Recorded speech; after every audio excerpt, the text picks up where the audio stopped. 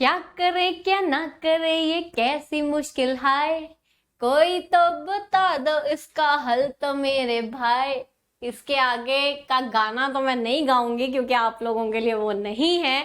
हाँ, जो ये सवाल पूछ रहे हो ना, क्या करें और क्या ना करें, इसका हल कोई बता दे, वो आज मैं उसका हल जरूर बताने आई हूँ। मैम बड़ा बेसुरा गाते हो, चलो कोई बात नहीं, तुम शब्दों पर जाओ, सुरों पर मत जाओ।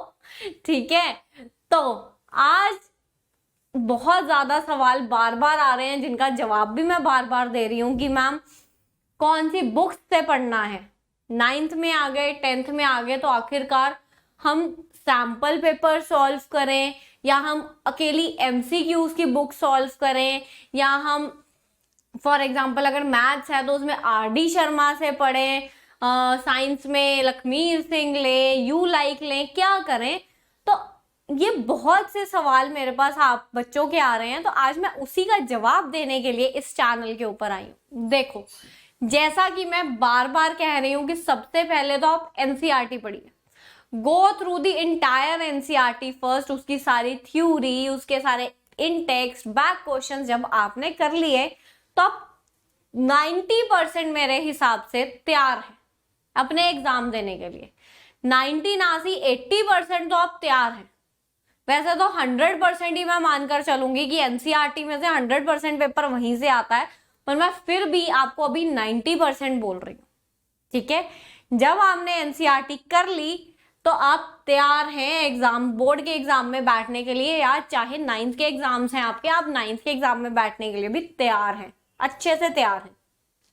पर अभी अपने आप को और ज्यादा सेल्फ असेस करने के लिए अब आपने और क्या करना है। अगर आपको लग रहा है कि हाँ मैंने एनसीईआरटी कर ली, या एनसीईआरटी में कुछ ये टॉपिक ठीक सा नहीं दिया हुआ, प्रॉपर आंसर नहीं मिल रहा इस पर्टिकुलर एनसीईआरटी के टॉपिक का, तो अगर आप वो आंसर ढूंढना चाहते हो तो आप उस चीज के लिए अपनी हेल्प बुक को रेफर कर सकते हो कि हाँ ये हेल्प बुक है, इसमें आंसर मुझे दिए हुए, मैं इसमें से आंसर देख लेता हूँ। उसमें हेल्प बुक में क्योंकि इतनी सारी डिटेल में और चीजें दी होती हैं कि हर स्टूडेंट उतना ज्यादा डिटेल में नहीं पढ़ना चाहता या नहीं पढ़ सकता, या उतना शायद आपके पास बाद में जब आप एंड में शायद पढ़ने बैठ रहे हो टाइम नहीं भी है।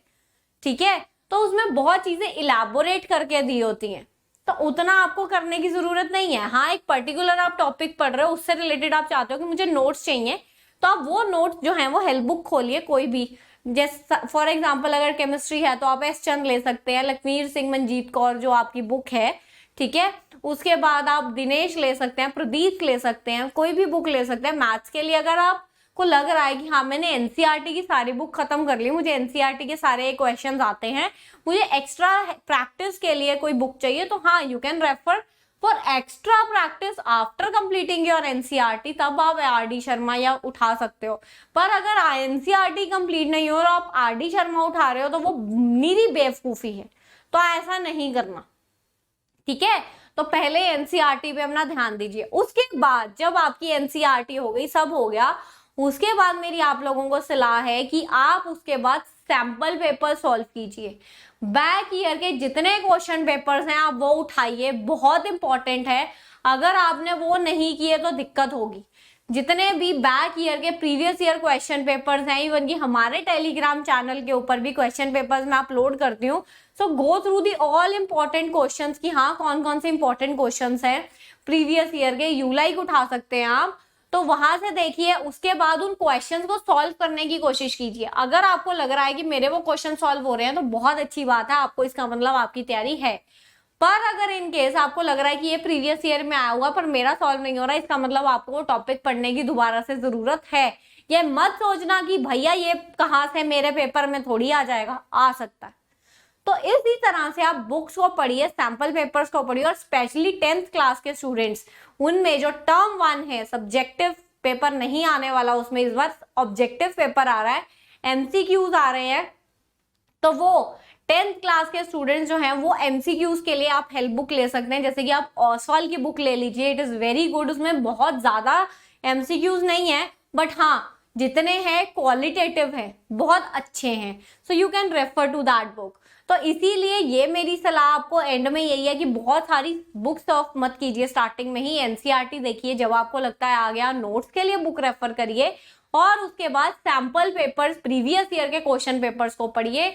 आपकी तैयारी बहुत अच्छी होगी इसी तरह से जिस तरह से मैं आपको बता रही हूँ। So this is all for today. अगली क्लास में आपकी ये मैम जो है कुछ अच्छा सा और लेकर आप लोगों के लिए आएगी। Thank you for watching my channel.